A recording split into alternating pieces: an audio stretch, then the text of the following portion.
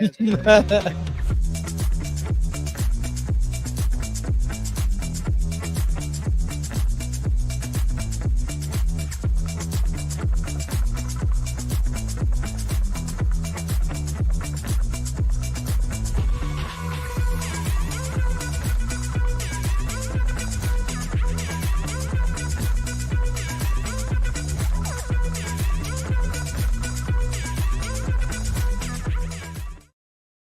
And welcome back to the brilliant festival here at the ACC Arena in Liverpool. My name is Professor Andy Meir, and this is likely to be our final interview of the day. And what a final one it is. We've got Martyn Collins, director of the brilliant festival. Martyn, great to have you with us.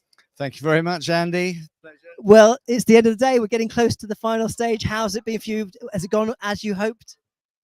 It's gone better than I'd hoped, I have to say. Really genuinely excited that the North has properly embraced this event for education.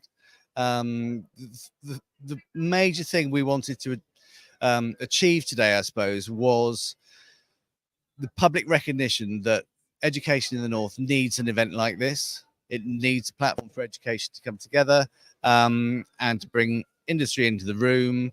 It's a new concept. It's not happening in other parts of the country, but it's been embraced brilliantly.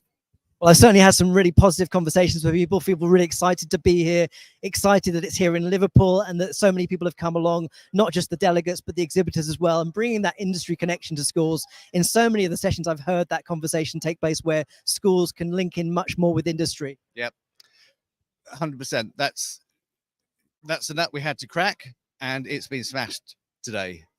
We were expecting 1,000 registrations for this event, which would have, in normal circumstances, would have meant we'd have had about 600 people who actually make it, because teachers, they get pulled away on all sorts of last minute things. We actually ended up with 1,800 registrations, and I haven't seen the final number, but it's north of 1,000 people have been in the room today.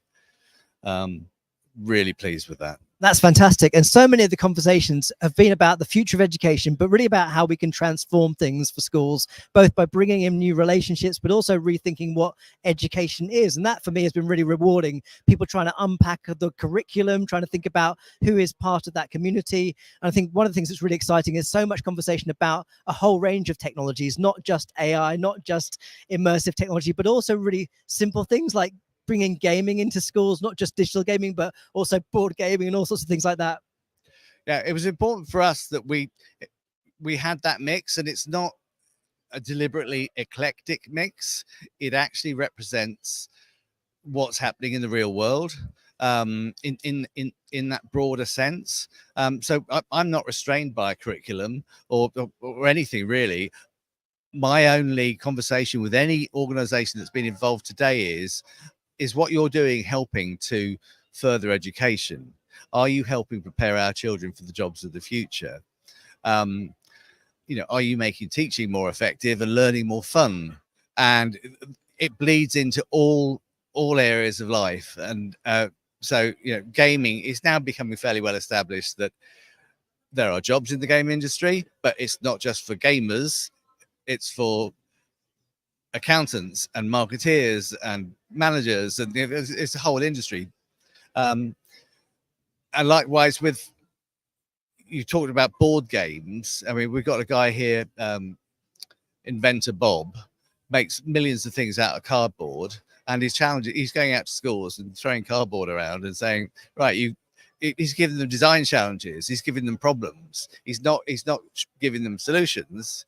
He's actively getting kids to learn how to engineer, design stuff, collaborate, teamwork, and it's much more fun than an hour of geography. And I've heard a lot of conversations like that, where a lot of the people in this auditorium, in this arena today, are thinking about how to bring real world challenges into schools so kids can have experiments that have an application in the world that they can see and feel a sense of kind of purpose about, which I think is critical in education, really. Yeah, definitely.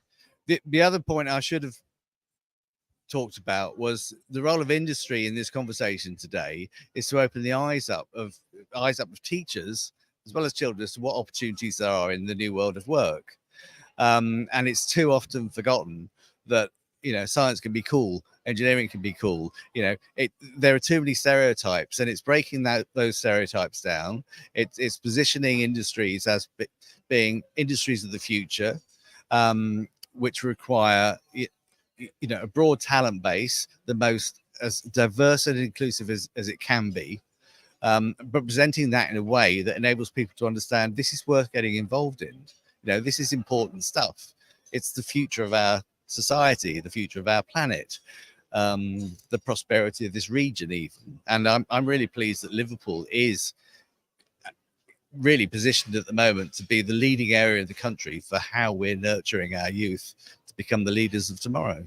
And everyone's going to be asking you about 4:30 today is what's next for the Brilliant Festival. The sleep, we have to come back next year. We've proved today that the region wants this. Educators need this.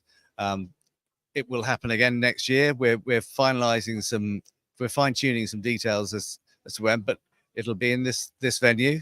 It'll be bigger, and I know it's going to be bigger because a lot of organizations who like the idea of this have been here today and have said, okay, we like it so much, count us in for next year. So watch this space for some of those announcements, but we need to build on this. Absolutely. Well, congratulations on making it a reality. It's fantastic to be here. Really, really proud at the University of Salford to be here supporting the Brilliant Festival, and we'll definitely be here next year. So I hope to see you all there, and thanks for joining us across the day.